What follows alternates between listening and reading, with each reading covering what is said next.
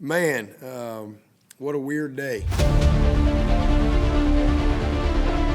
Two of the things that you got to have not just win a game, but to have a really good team and good season is you got to have resilience and you got to have some courage.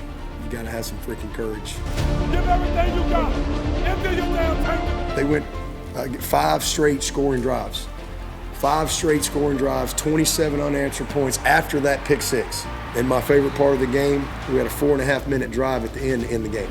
Get the ball with 4.5 minutes and they can't get it back. Well, man, that's what champions do. That's what resilience looks like. That's what courage looks like. That's what toughness looks like, especially mental toughness. And I was super proud of how they responded. So, but I really do appreciate our fans just for hanging in there with us. When the guys needed it, they were there for them. And as I told you last week, if the worst part of that game last week was that our best player played poor, sign me up for that. Because there's one thing I got no doubt on, it's what two's made of. It shines you up or it grinds you up. It's all about what you're made of. I know what that kid's made of. So just proud of the heart of our team and their courage and toughness and resilience to get it done. Tired. Ready for next week. Ready to get back in the lab. Great team win. Got to get better though. When it comes to family, I appreciate all the fans coming out, sticking through. Little delays, little fall throughs. We're going to push through either way for y'all. Man, go Tigers. Get out of here. Thank you, guys. Appreciate y'all. Let's go. Ain't no limits what I'm doing. Benjamin's at the end, I'm pursuing. Yeah, you know. Hey, yeah, they know just how we do it. Never stand where we stand, yeah, we growing. Pick it up, gotta match the move. We know what to do, we ain't gotta talk about it. See me walking in, get my name, better shout it. Hammer time, can't nobody touch this. Let them know. Ain't no limits now. Too cool with the flow, better bring a plow. Yeah, I got something for you when you come around. Got some famous all eyes when you creep around. Open up the door, not let them in. When I step in straight to the go, yeah, I'm cracking it on demand. Anybody get away, run them over, not sorry, gotta make them bend. Hold up, never take it slow, yeah, all we do is win, so hold on, let them. Hold up. Everybody up. We're going to turn to the screen here. Obviously, both of you just had big games on Saturdays, and in particular in the second half, both of you really left an imprint. And so we want to start first, Ronan, getting your hands on the ball on this interception. Tell us what you're seeing. Yeah, so we were just playing like a certain coverage that I can't disclose. And I was just kind of, playing my man and, kind of capped his route and just peeked in the backfield real quick just to, see the time of the play and what's going on, and saw the ball get out of his hands and thrown it, and he kind of just got a tip on it, and I just saw it in the air. I was like, oh, it's mine right there, and caught it. And at first I was kind of mad because I wanted to just keep running there, but I ended up cutting back. Yeah, I wanted to score there. Well, and anybody who's ever had the privilege of listening to Coach Sweeney on a microphone during a practice, tips are what? Tips are picks, baby. Tips are picks. I don't know how many million times we've all heard that, but it came true right there. We got 2 that game. Yeah, that's exactly right. And then Adam, I mean, we had a number of options to pull from you, but being able to see you come through the line and then break right and just get free down the sideline, I mean, how did that feel for you, just being able to get into the open field like that after running into such tough boxes for the first 2 weeks? I just feel like we made really good adjustments throughout the second half.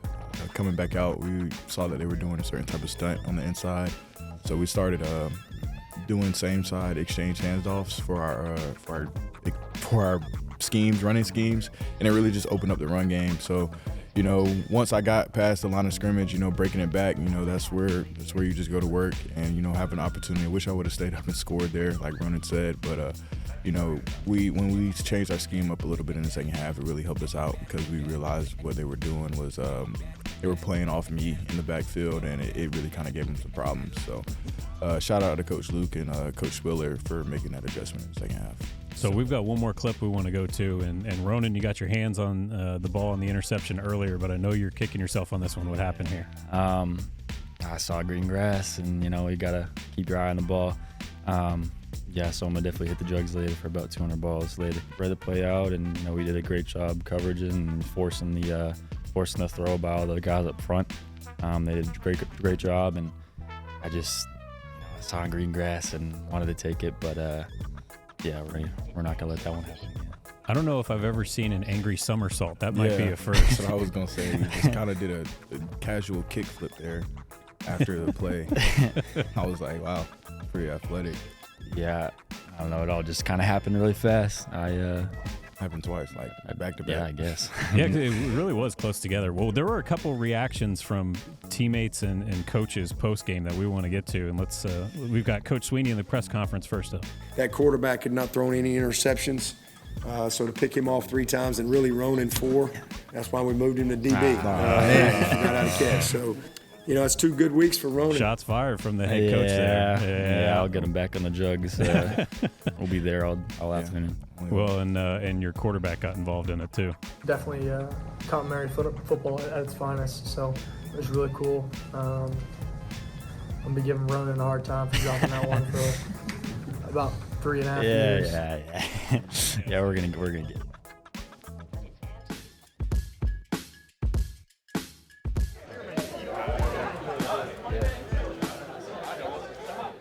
I call it the CBS knot. Nah, though, we about to learn, though. Y'all stay tuned. Today's the day that we're going to teach you how to tie a tie.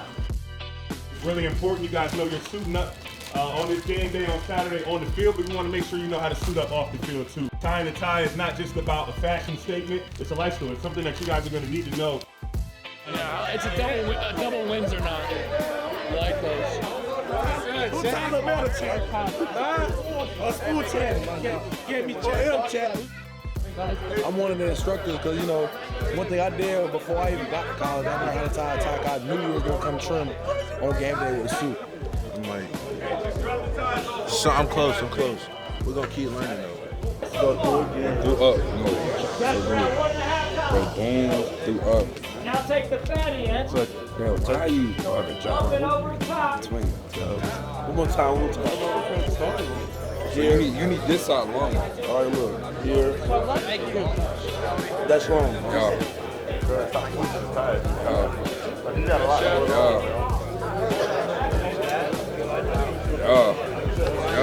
Yeah, but you so